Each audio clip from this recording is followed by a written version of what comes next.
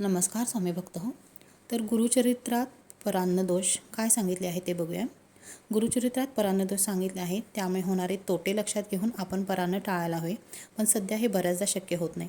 कोणाकडे अन्न ग्रहण करावे, कोणाकडे करू नये याचे काटेकोरपणे नियम गुरुचरित्रात सांगितले आहेत. अन्न हे दोष अथवा वासना वहन करण्याचे कार्य करते आणि याची प्रचिती नेहमीच येते.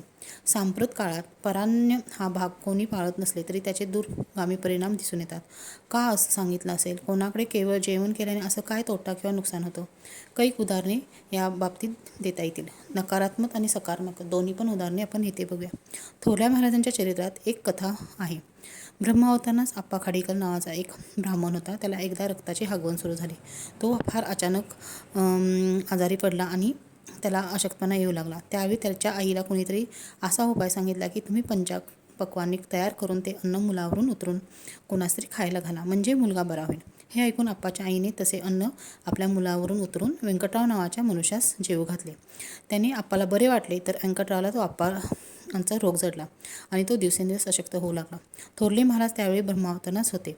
त्यांच्याकडे व्यंकटराव आल्याने ते म्हणाले, तू उतारा खाल्ल्यामुळे तुझी ही अवस्था झाली आहे.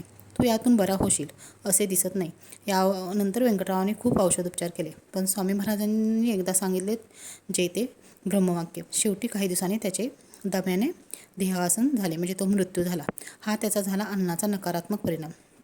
दुसरं, दत्त महात्म्यात विष्णू ब्राह्मणांच्या घरी जडमूड असा पुत्र जेवला, तेव्हा सतीच्या हाताने मिळता अन्न तयाचा भ्रम गेला असं म्हटले आहे. हा अन्नाचा सकारात्मक, म्हणजे तो जडमूड मुलगा सतीच्या हातचे अन्न खाल्ल्यामुळे तो बुद्धिवान झाला, असं त्या अन्नाचा सकारात्मक परिणाम झाला. प्रत्यक्ष दत्त महाराज विष्णुदत्त ब्राह्मणाकडे भोजनाकरता आले होते. दत्त महाराजांना आग्रहाने जेवू वाढल्याने फळ हे मोक्षस्वरूपात होते.